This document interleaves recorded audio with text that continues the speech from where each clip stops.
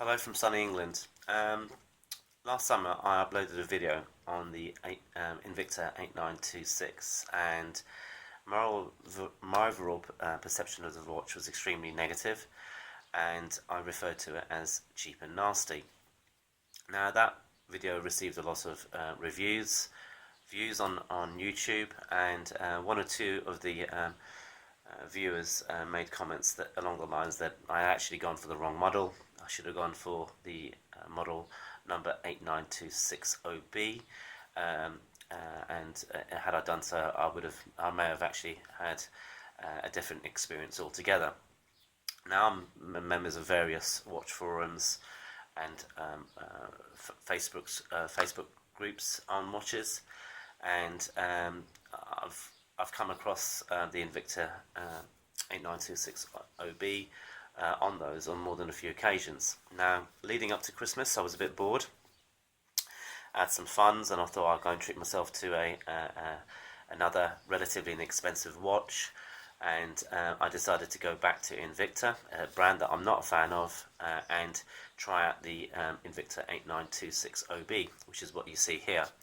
Now, this watch I purchased from Amazon, and the fact that this has been in my collection since just before Christmas, and we're now in June, should be an indicator that this has turned out to be a watch that I do happen to like.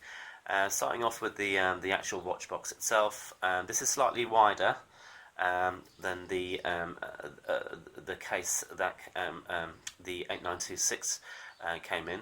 And the watch itself here, this is the 8926OB. I think the main aesthetic difference between this and the 8926 is that the bezel is round.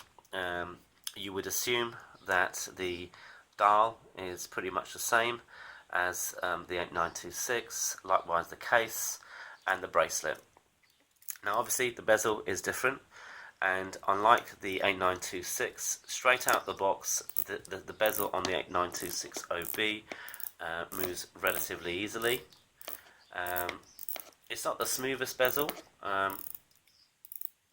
but it's all, I mean, given that, you know, this is a watch that's going to cost you less than $100, no complaints with that whatsoever. The case design, I recall, is pretty much identical. Here you have the Invicta logo again. On the 8926, when you moved your finger across the logo, it was relatively sharp. On here, very, very smooth. Mineral glass on the dial and on the case back. Here, on the links on the bracelet are absolutely fine, given the price. No complaints. These are held together by pins. They're not screwed. You don't screw these in and screw them out. They're just pins that you use pushers to remove. On the back of the links, on the 8926, you had the Invicta logo on the back of each link. Here you don't, and I prefer that.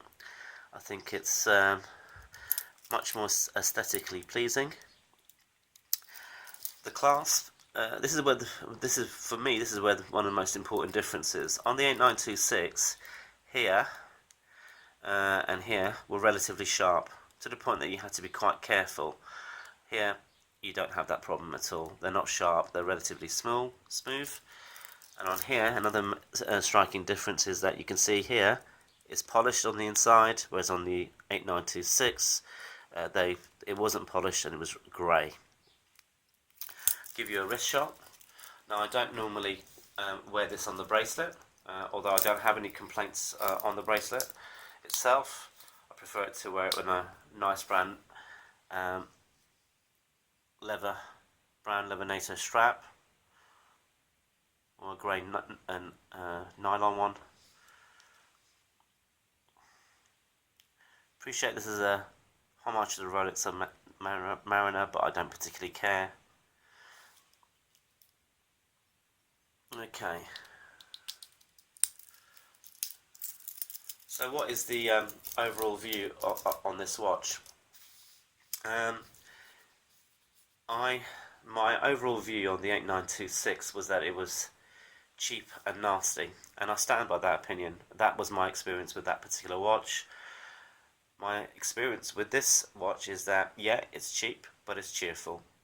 For anybody who's thinking about purchasing their first automatic, or looking for an automatic that's relatively inexpensive, a dive watch, and this is 200 meters water resistant, for example, I think this is going to be have to be one of the watches that you would need to consider.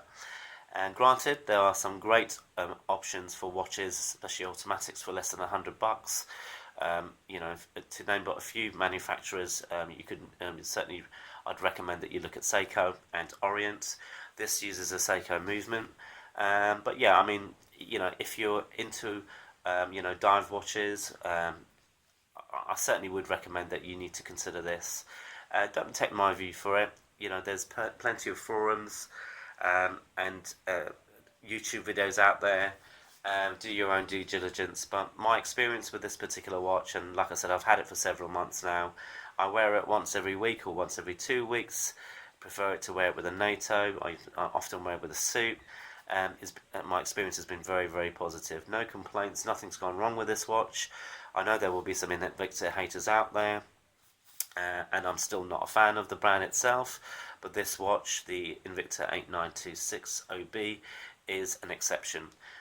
My overall view is that given how much it costs, this is a cheap, inexpensive and great watch, and my experience has been absolutely fantastic. I hope you enjoyed this video. If you did, please press a like, and please feel free to subscribe to the channel, and I'll catch up with you.